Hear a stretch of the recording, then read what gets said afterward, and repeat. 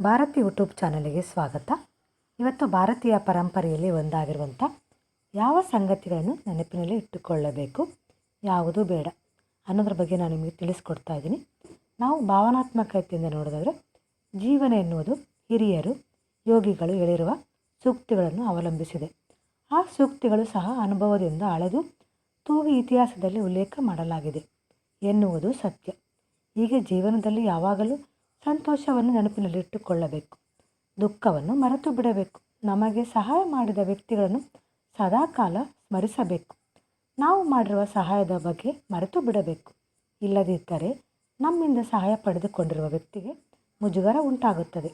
ಅದೇ ರೀತಿ ನಾವು ಪದೇ ಪದೇ ಸಹಾಯ ಮಾಡಿದವರ ಬಗ್ಗೆ ಮಾತನಾಡುವುದರಿಂದ 10 ಜನರ ನಡುವೆ ಅವರಿಗೆ ಸಂಕಟ ಆಗಬಹುದು. ನಾನು ಎನ್ನುವುದು ಅಹಂಕಾರದ ಕೃತಜ್ಞತೆ ಹೇಳಬೇಕೇ ಎಂದು ಬಯಸುತ್ತದೆ. ಆಗ ನಾವು ಸಹಾಯ ಮಾಡಿರುವ ವ್ಯಕ್ತಿಯ ಬಗ್ಗೆ ಹಗುರ ಮನೋಭಾವನೆ ತಾಳಬಹುದು.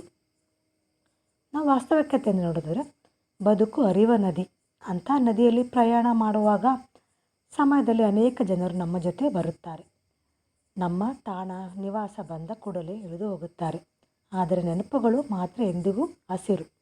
ನಮಗೆ ಋಣ ಇರುವವರೆಗೂ ಎಷ್ಟು ಮಂದಿಯೂ ಹಾಗೆಯೇ ನಮ್ಮಿಂದ ಋಣಕ್ಕೆ ಒಳಗಾಗಿರುವ ಜನರು ಸಹ ಇರುತ್ತಾರೆ. ನಾವು ಯಾವಾಗಲೂ ನಮಗೆ ಸಹಾಯ ಮಾಡಿರೋದವರನ್ನು ನೆನಪಿಸಿಕೊಳ್ಳಬೇಕು. ಆದರೆ ನಾವು ಮಾಡಿರುವ ಸಹಾಯದ ಬಗ್ಗೆ ಹೇಳಿಕೊಳ್ಳುವುದರಿಂದ ನಮ್ಮ ದೊಡ್ಡಸ್ತಿಕೆಯನ್ನು ಹೇಳಿಕೊಂಡಂತೆ ಆಗುತ್ತದೆ ಎನ್ನುವ ವಿಷಯ ಜ್ಞಾಪಕದಲ್ಲಿ ಇರಲಿ.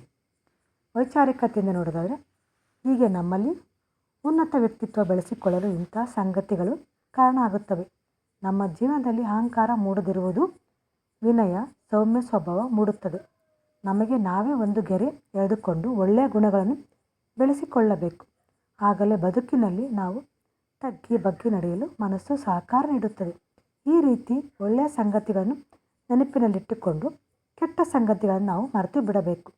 ಈ ಮಾಹಿತಿ ನಿಮಗೆ ಇಷ್ಟವಾಗಿದ್ದಲ್ಲಿ ನಿಮ್ಮ ಫ್ರೆಂಡ್ಸಿಗೂ ಶೇರ್ ಮಾಡಿ, ಒಂದು ಲೈಕ್ ಕೊಡೋದನ್ನು ಮರಿಬೇಡಿ.